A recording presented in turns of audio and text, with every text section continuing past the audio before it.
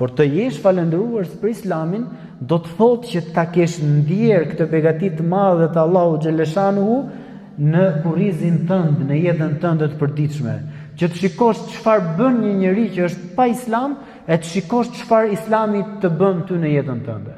Të shikosh se si një njeri reagon me situata të ndryshme të jetës pa Islam e si reagon ti në të njëjtat situata me Islam. Dhe ne jemi të vetëdijshëm që nuk ka rregullator më të bukur që me të vërtetë jep qetësi zemrës tonë të gjitha situatat të ndryshme se sa Islami. Prandaj do të thoshte profeti alayhis salam, kush e thot këtë dua në mëngjes dhe mbrëmje 3 herë, ai thot do të ketë kënaqë Allahun, do të fitojë xhenetin. Raditu billahi rabba wa bil islami dina wa bi Muhammedin sallallahu alaihi wasallam nabiyya.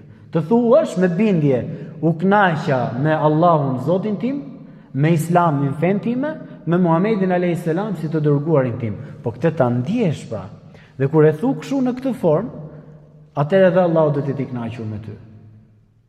Sepse ti e shikon pra një nga mirësitë më të mëdha që Allahu të ka furnizuar me Islam, dhe mbas kësaj çdo mirësi tjetër që vjen, ti patjetër që e pranon prej Allahu xhaleshan.